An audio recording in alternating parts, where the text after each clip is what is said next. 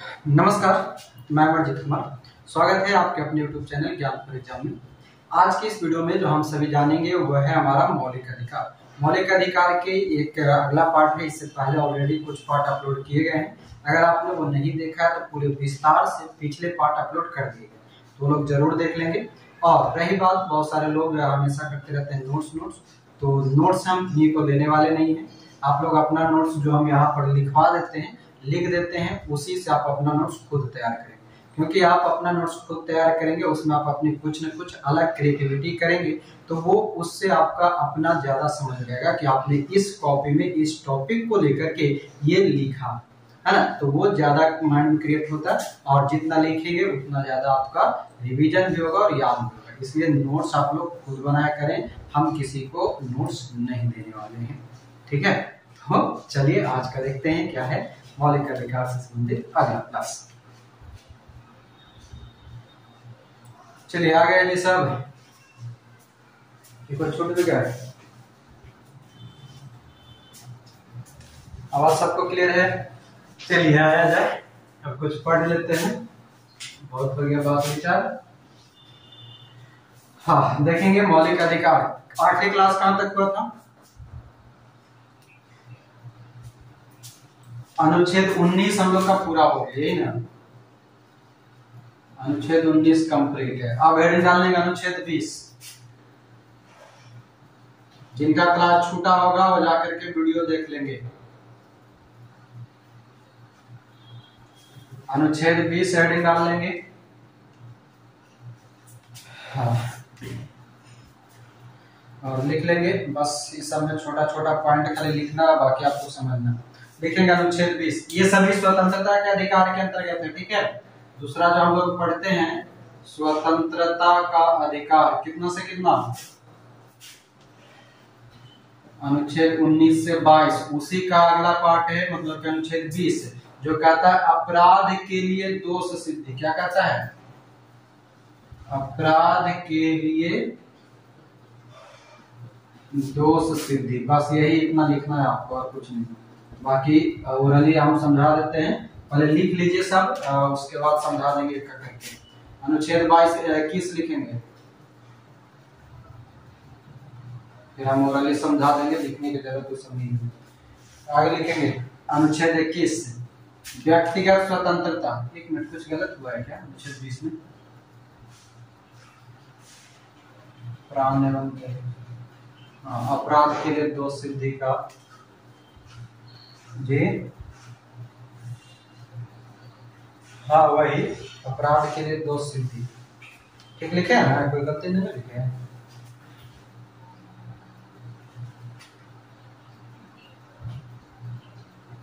हाँ वही अनुच्छेद 20, ठीक है। चलिए आगे देखिएगा। अनुच्छेद 21 क्या कहता है? प्राण एवं दैहिक स्वतंत्रता।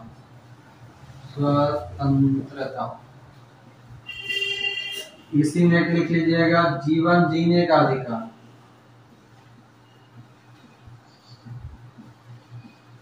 जीवन जीने का अधिकार, ठीक है। आगे हाँ आते हैं। प्राण एवं दैहिक स्वतंत्रता या जीवन जीने की स्वतंत्रता या अधिकार। उसके बाद लिखिएगा एक और तरह से पॉइंट, इसको लिख लीजिए व्यक्तिगत। क्या बोल रहे हैं? व्यक्तिगत, सही लिखा है ना? व्यक्तिगत स्वतंत्रता, यहाँ पर गड़बड़ हो गया। व्यक्तिगत स्वतंत्रता एवं जीवन का अधिकार। दो तरह से ये प्रश्न पूछ देगा आपसे, तो दोनों याद रखिएगा। व्यक्तिगत स्वतंत्रता एवं जीवन का अधिकार, और प्राण एवं दैहिक स्वतंत्रता या जीवन जीने का अधिकार। उसके बाद इसी में एक पॉइंट जोड़ लीजिएगा, ठीक ना। अनुच्छेद 21 का क, अगला लिखिएगा अनुच्छेद 21 का क क्या कहता है?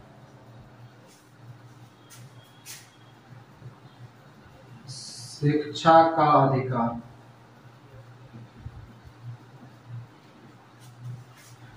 हाँ, 1 से 14 साल तक के बच्चों के लिए अनिवार्य शिक्षा पूरा लिख सकते हैं।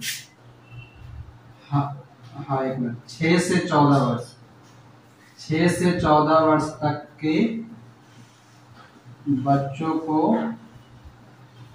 अनिवार्य, 6 से अनिवार्य शिक्षा, 0 से 6 अनुच्छेद 45 में है, 0 से 6 अनुच्छेद 45 में, वहीं पर ब्रैकेट में लिख लीजिएगा, ठीक है, मतलब ब्रैकेट में नहीं, वो बॉक्स बना लीजिए उसी जगह पर और लिख लीजिए 0 से 6 वर्ष के बच्चों को मातृभाषा में शिक्षा, अनुच्छेद 45, ठीक है, वो लिख लीजिए।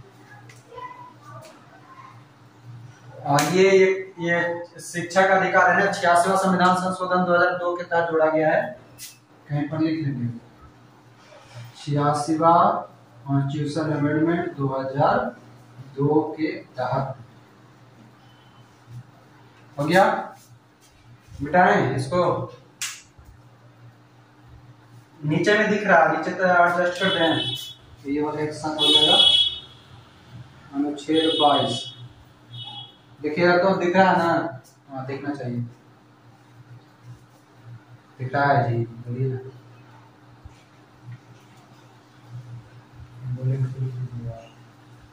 इसका बोल, हाँ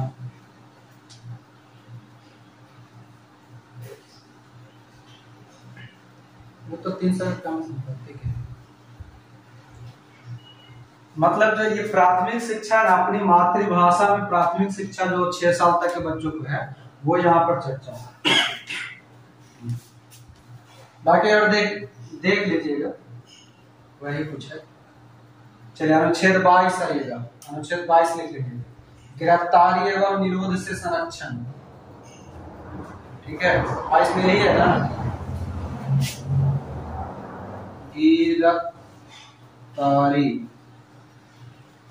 गिरफ्तारी या बंदीकरण, गिरफ्तारी या बंदीकरण से संरक्षण,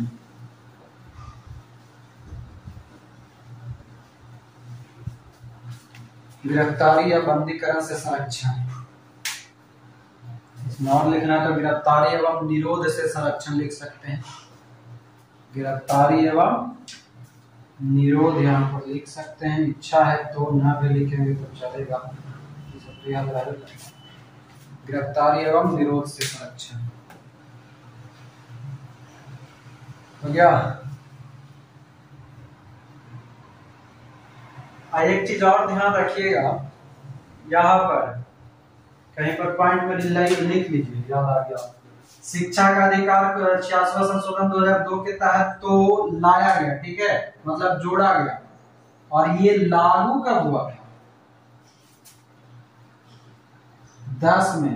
2010 में लागू होगा, ठीक है, ये लिख लीजिएगा कहीं पर, नहीं तो फिर गड़बड़ा जाएगा। शिक्षा का अधिकार लागू कब किया गया, तो 2010 में, और शिक्षा का अधिकार जोड़ा कब किया, तो 2002 के 86वां संशोधन, इतना याद रखिए।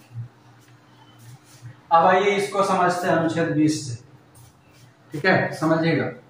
हम लोग स्वतंत्रता का अधिकार पढ़ रहे थे, स्वतंत्रता के अधिकार के अंतर्गत अनुच्छेद 19 से 22 तक के अनुच्छेद आते हैं, उसी के तहत अनुच्छेद 19 हम लोग पिछले क्लास में ऑलरेडी पढ़ चुके हैं।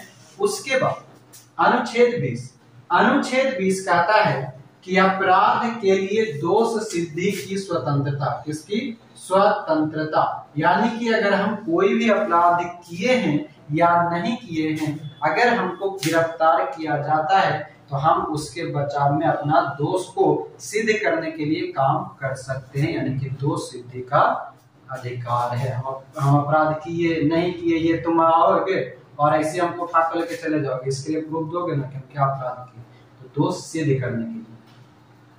दूसरा है हमारा अनुच्छेद 21। अनुच्छेद 21 कहता है प्राण एवं दैहिक स्वतंत्रता या जीवन जीने का अधिकार या व्यक्तिगत स्वतंत्रता या जीवन का अधिकार, यानी कि अनुच्छेद 21 में आपका प्राण एवं दैहिक यानी कि आपके जीवन से संबंधित जितने भी अधिकार है वो अनुच्छेद 21 करता है।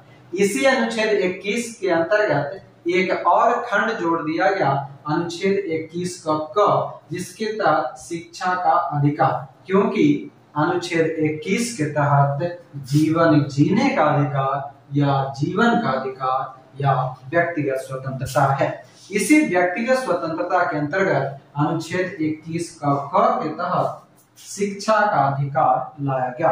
इस शिक्षा के अधिकार के तहत ये कहा गया कि 6 से 14 वर्ष तक के सभी बच्चों को अनिवार्य शिक्षा उसके माता पिता या उसके गार्जियन देंगे। उसके बाद जो ये किस संशोधन के तहत जोड़ा गया, तो 86वां संविधान संशोधन 2002 के तहत जोड़ा गया, जो कि 2010 में लागू होता है शिक्षा का अधिकार। क्लियर है। उसके बाद हमारा आता है अनुच्छेद 5, जो कि गिरफ्तारी या बंदीकरण एवं विरोध से संरक्षण करता है। यानी कि आपको अगर गिरफ्तार किया जा रहा है उससे पहले आपको पूछ सकते हैं कि क्यों हमको बंदी बनाया जा रहा है। बात क्लियर है। अनुच्छेद 22 तक खत्म, यानी कि स्वतंत्रता का अधिकार हमारा खत्म। यहां तक में किन्हीं का कोई प्रश्न नहीं होना चाहिए। ओके।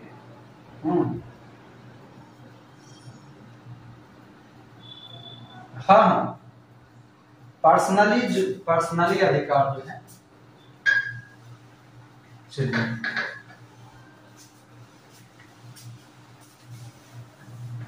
बहुत सारा है,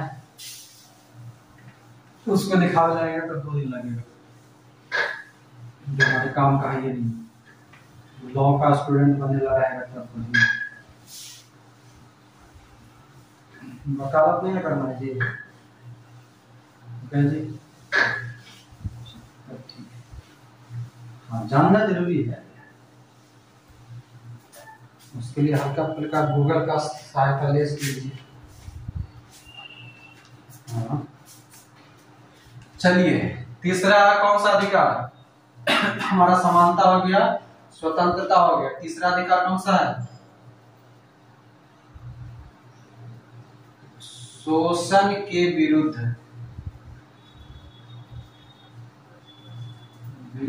अधिकार,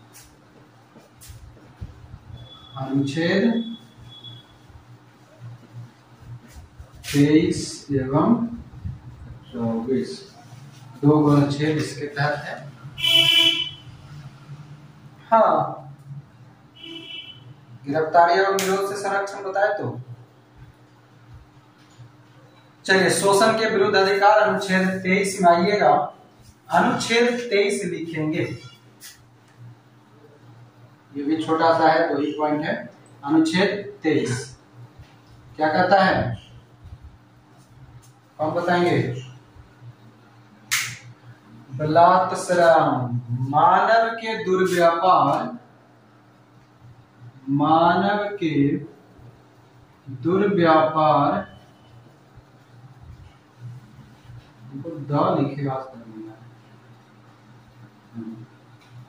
मानव के दुर्व्यापार एवं बलात्श्रम, मतलब बच्चों से काम कराने वाला, बलात्श्रम पर रोक।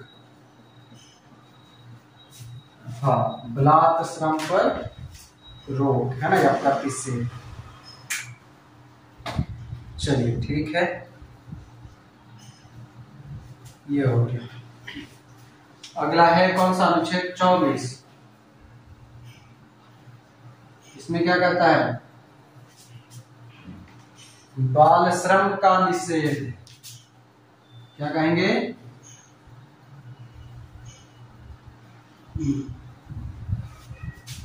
बाल श्रम का निषेध।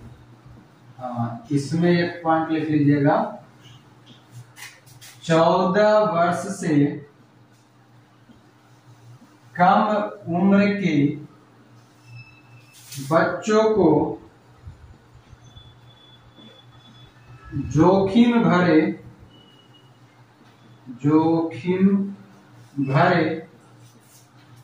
कारखानों,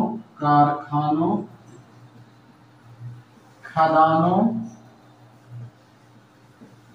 कंपनियों में कार्य करने पर रोक।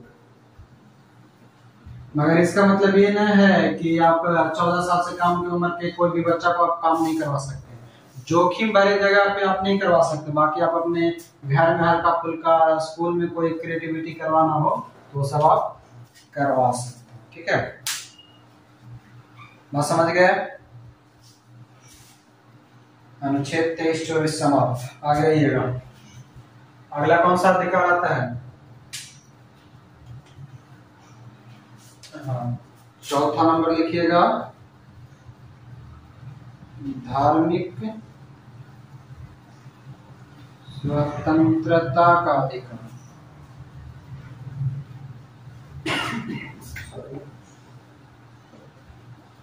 अनुच्छेद 25 से 28। सबसे पहले तो आप लोग को यही 6 गो चीज का याद रखना सबसे जरूरी है। ठीक है, इसमें क्या है वो तो बाद की बात है। सबसे पहले आपको 6 गो अनुच्छेद जो स्वतंत्रता है वो एक साथ आपको याद रखना है ना। और याद ऑलरेडी करवा चुके हैं। पहले क्या होगा? समान रहेगा तो फिर स्वतंत्र होगा, स्वतंत्र रहेगा तो क्या हो जाएगा? शोषण होगा, शोषण होगा तो धार्मिक कार्य करेगा, धार्मिक कार्य करेगा तो फिर क्या हो जाएगा? संस्कृति शिक्षा हो जाएगा, और संस्कृति शिक्षा हो जाएगा तो संवैधानिक हो जाएगा। दिखा चुके हैं ना? 14 से 18, 19 से 22, 23 से 24, 25 से 28, बाकी बचा कुचा 32 से 35, मतलब 32। आइए, धार्मिक स्वतंत्रता के अधिकार में सबसे पहले एक अनुच्छेद डालिएगा। अनुच्छेद 25 क्या कहता है? बोलिए, आप भी लोग बोलेंगे, हम लिखेंगे, सब पहले भी बताए हुए हैं। अंतःकरण की स्वतंत्रता, धार्मिक अंतःकरण की स्वतंत्रता, धार्मिक अंतःकरण की स्वतंत्रता मतलब आप किसी भी सार्वजनिक जगह पर जा सकते, आप किसी भी धर्म को मान सकते। लीजिए, अभी तो हम इसी का चर्चा हो रहा था ना। आपको जिसको मानना है उसका पूजा पाठ करते रहिए, वो सब यहाँ पर आपका है। चलिए, उसके बाद अनुच्छेद 26 नीचे दिख रहा होगा।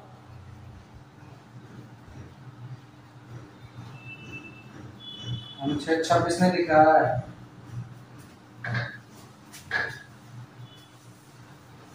आंख हवा की आलू के फाक हम,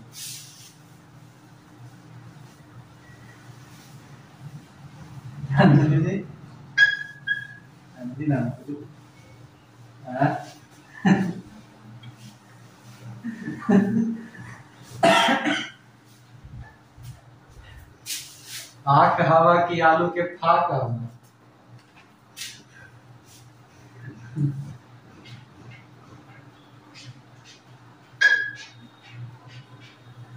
और कितना बड़ा लिखे बताइए, तो इतना बड़ा बड़ा लिख रहे हैं।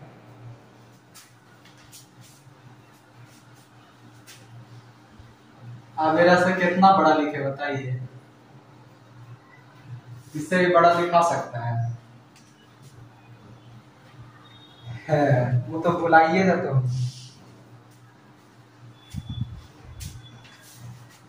क्या है, आपको क्या प्रॉब्लम है?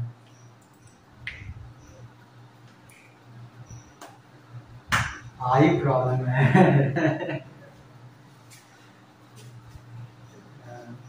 आई प्रॉब्लम है मतलब आंख प्रॉब्लम। आई मतलब आंख है ना, कान।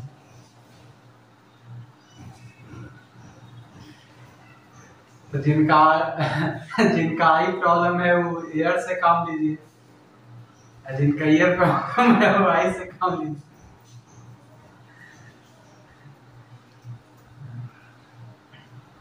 देखिए, एक बार फिर बोल देते हैं, आप लोग भुला रहे हैं कि हम आप लोग को नोट्स देने वाले हैं। ठीक है, नोट्स खुद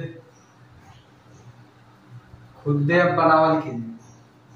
नोट्स अब आज के बाद कोई भी हमको बोलिएगा नहीं कि हाँ सर नोट्स दे दीजिए।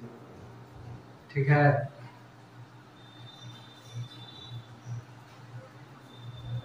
केक करो ना देंगे। अभी पॉलिटी हिस्ट्री चल रहा है, कल होकर के साइंसो चलेगा तो भी नहीं देंगे। ठीक है, नोट्स हम देवे नहीं करेंगे, हम इतना टाइम काहे बर्बाद कर रहे हैं। लिखेला यहाँ पर बोर्ड पे, डेली एगो मार्कर खत्म कर देते हैं,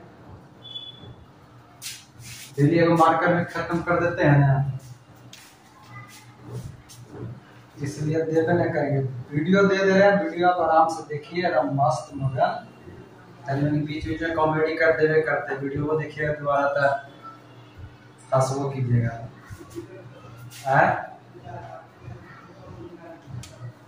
अच्छा टाइम नहीं मिलता, फास्ट कीजिए और देखिए। हाँ चलिए आइए, 26 नंबर अनुच्छेद 26 क्या कहता है? 25 में हो गया धार्मिक अंतःकरण की स्वतंत्रता, तो 26 क्या करेगा?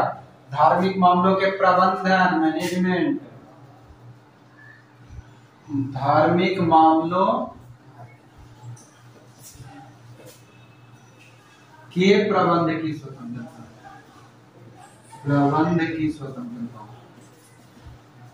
मतलब अब शंकर जी के मनावे ला है, सावन आ रहा है ना, तो शंकर जी के मनावे ला है, तो बेलपत्र, भांग, धतूरा, जल सब एक जगह समेट लीजिए। मतलब मैनेजमेंट, और साथ साथ खाली वही नहीं, जब पहले जाइए, अभी सावन आने में कितनी तारीख है? 7 तारीख, 7 दिन बाकी है। पहले जाइए और अच्छा 16 तारीख को जो भी है, पहले जो शंकर मंदिर है वो मंदिर में जाइए, तनी मनी झाड़ू पोछा लगा के झोल झाड़ हटाइए, और बाद फिर जाके पूजा कीजिए। पहले सब पंडित जी के इंतजार करेंगे कि जो मंदिर में पंडित जी है वो पंडित जी साफ करेंगे, तो खाली तो जइबू और खाली पूजा करके आ जाइबू, कहबो कि हमरा सोमवारी के लिए हमारा बढ़िया पति मिले, नहीं मिलता। चलिए आगे, मिलल पति सखी बोर हवा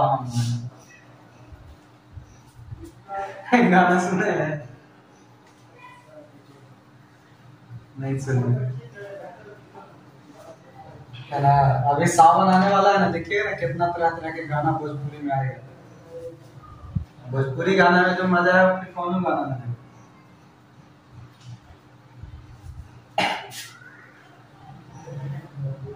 ना समझ में आता तो आपको नहीं।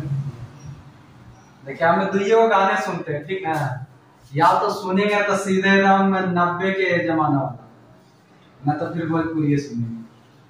2 गाने सुनते हैं। बाकी अभी जो आता है तोड़ फोड़ वाला, आज चलो तुझे कुतुब मीनार दिला दूं, कुतुब मीनार उसके बाप का है जो दिला देगा है।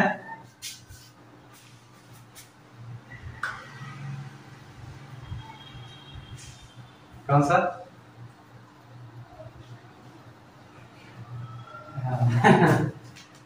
तो ऐसे कर चलिए 27 लिखिएगा। धार्मिक व्यय लिखिएगा। धार्मिक व्यय पर, धार्मिक व्यय पर, धार्मिक व्यय पर जो खर्च, धार्मिक व्यय पर क्या लिखेंगे इसको? धार्मिक व्यय कर से मुक्त रहेगा, कर से मुक्त, शॉर्टकट में मुक्त रहेगा। मतलब जो धार्मिक खर्च में जो कुछ भी आपको दान दक्षिणा ये सब आता है ना, वो सब पे टैक्स नहीं लगता। कर मतलब टैक्स, ठीक है। छोटा सा बात में समझ लीजिए कि धार्मिक व्यय के लिए जो कोई भी निश्चित राशि आएगा उस पर कोई टैक्स नहीं लगता। अगला 26 के बाद एगो 28 है ना, 27 के बाद अनुच्छेद 28 में क्या है? 28 बताइए क्या है? शिक्षण संस्थाओं में धार्मिक शिक्षा प्राप्त करने पर रोक। शिक्षण संस्थाओं पर, संस्थाओं में धार्मिक शिक्षा पर रोक। मतलब ये कि अगर राज्य सरकार कोई भी शिक्षण संस्थान, स्कूल, विद्यालय चला रहा है सरकारी, तो उसमें स्पेसिफिक एक धर्म के लोगों का शिक्षा नहीं दिया जाएगा, उसको कहा जाता है शिक्षण संस्थाओं में धार्मिक शिक्षा पर रोक। तो ये था हमारा, हाँ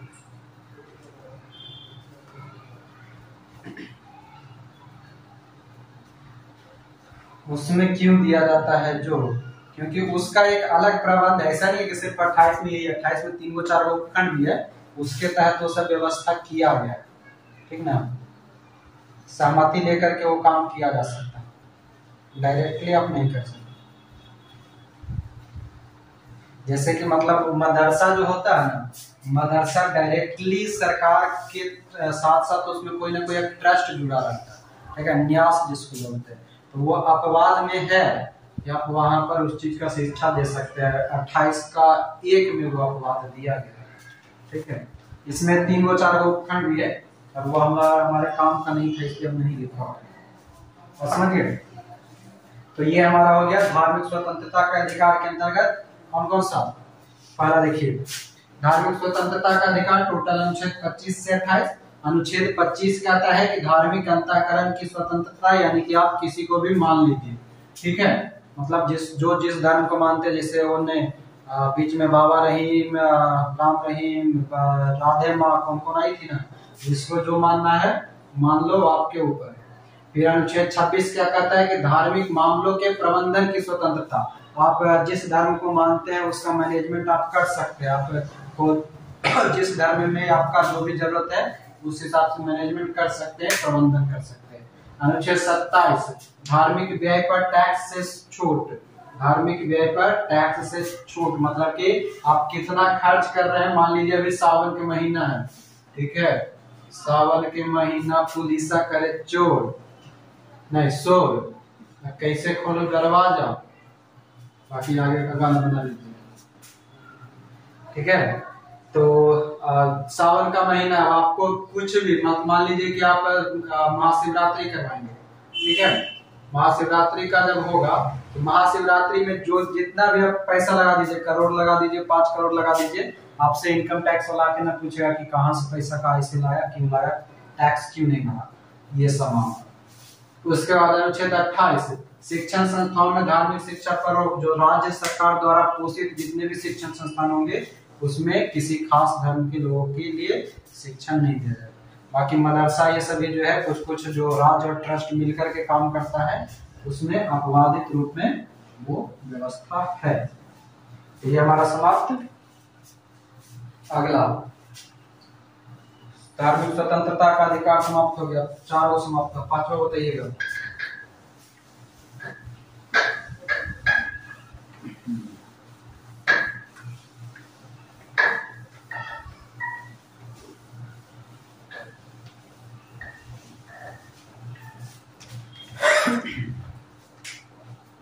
चार हो गया था ना, 5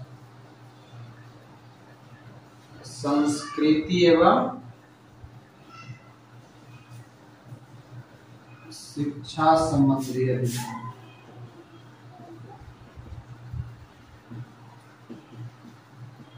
अनुच्छेद 29 संस्कृति एवं शिक्षा संबंधी अधिकार, अनुच्छेद 29 एवं 30। चलिए लिखिएगा अनुच्छेद 29।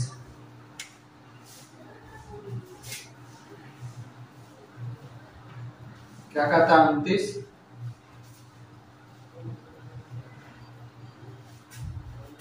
ऐसे लिखवा जाए, डिटेल में खर वाली बोल देंगे। हाँ, अनुच्छेद 29 बोलेगा अल्पसंख्यक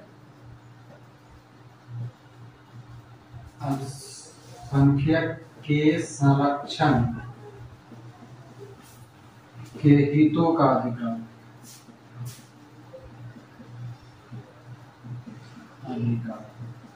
ठीक है। अल्पसंख्यक मतलब जो संख्या के अनुसार कम होता है, यानी कि नागरिकों के प्रत्येक वर्ग का जिसका अपना लिपि भाषा संस्कृति ये सब होता है उसको सुरक्षित रखने का अधिकार। ठीक है।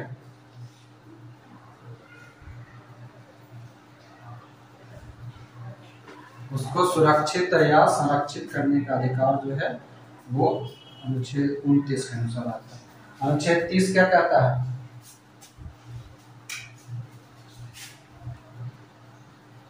क्या बोले? अनुच्छेद 30 बताइए। अल्पसंख्यक के लिए अल्पसंख्यक वर्गों को शिक्षण संस्थाओं की स्थापना और प्रशासन का अधिकार। अल्पसंख्यक वर्गों के शिक्षण संस्थान की स्थापना एवं प्रबंधन करने का अधिकार।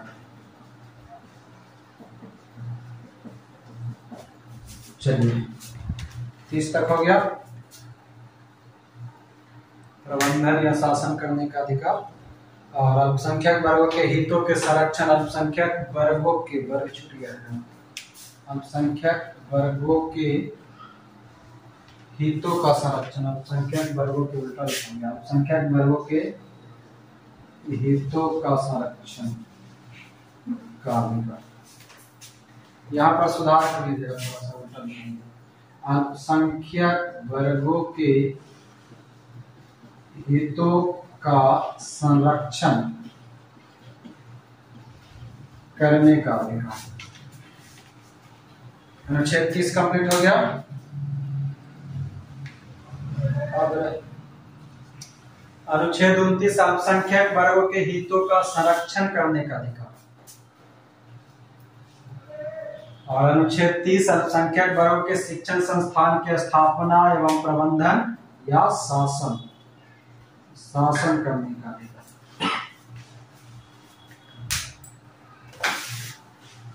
ठीक है,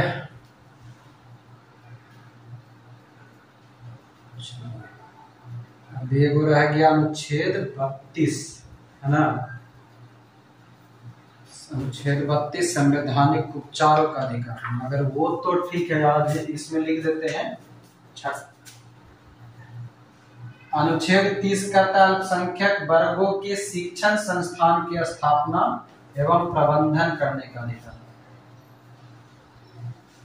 छठा नंबर है संवैधानिक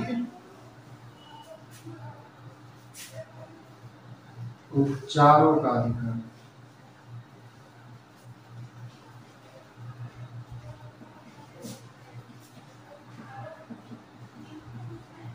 अनुच्छेद हाँ, छठा संवैधानिक उपचारों का अधिकार। इसको बस इतना लिख करके याद रखें कि अनुच्छेद 32 में संवैधानिक उपचारों का अधिकार है। बाकी इसमें 5 प्रकार के रीट जो है उसको अगले क्लास में पढ़ेंगे। 5 तरह के, इसमें थोड़ा सा समझाना पड़ेगा तोड़ करके, क्या है कि बहुत सारे लोग इसमें फंस जाते हैं। अधिप्रत्यक्षीकरण क्या होता है, प्रतिषेध क्या होता है, ये सब, परमादेश है, उत्प्रेषण है, अधिकार परीक्षा है, ये सब। अनुच्छेद 32 संवैधानिक उपचारों का अधिकार, इतना लिख करके छोड़ दीजिएगा। ठीक है, इसमें एगो पॉइंट लिख लीजिए,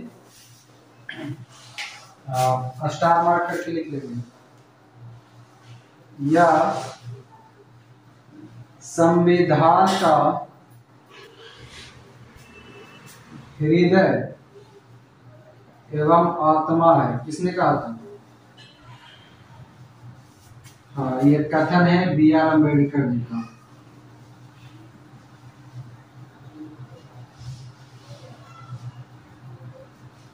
अम्बेडकर, इतना लिख करके आज यहीं पर इसको छोड़ दिया।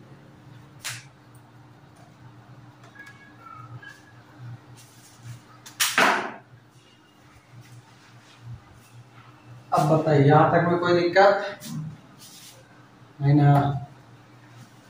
कल आधा घंटा और लगेगा, एक क्लास और होगा इसका मौलिक अधिकार। तो मिलते हैं अगला क्लास में थोड़ी देर बाद। अभी के लिए सबको धन्यवाद।